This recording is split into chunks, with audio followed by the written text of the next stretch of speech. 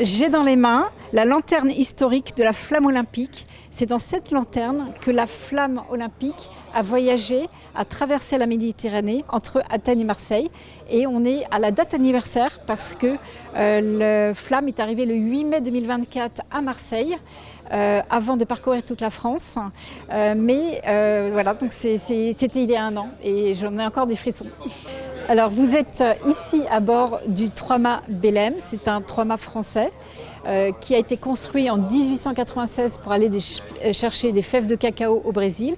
Il est aujourd'hui navire-école civil, ça veut dire que tout le monde peut venir embarquer sur le Belém. Donc le projet de la Fondation Belém, c'est faire naviguer des gens comme vous, comme moi, d'expérimenter la vie comme au 19e.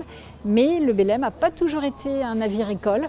Il a été un navire de commerce, puis il a été yacht de luxe sous Westminster, puis le brasseur Guinness. Puis il a été racheté par un comte italien pour en faire navire-école pour les orphelins après la Seconde Guerre mondiale. Il a été réidentifié comme le dernier survivant des grands volets français.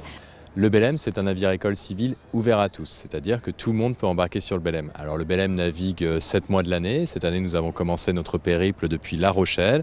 Nous avons descendu Arcachon, Lisbonne et puis maintenant aujourd'hui à Rabat.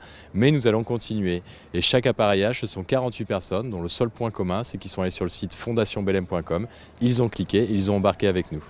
Alors une fois qu'ils sont à bord, par contre, il va falloir travailler. Il va falloir se réveiller la nuit, tirer sur les bouts. C'est vraiment les stagiaires, les gens qui veulent venir avec nous, qui vont faire que le Belém navigue. Nous, on a un équipage professionnel d'encadrement et on va permettre à 48 personnes de découvrir la navigation comme fin 19e siècle. Nous célébrons ce soir l'amitié franco-marocaine. La visite d'État du président de la République a été un grand moment dans la relance de la relation franco-marocaine et le Belém, dans le calendrier des activités françaises au Maroc, est une célébration de cette amitié.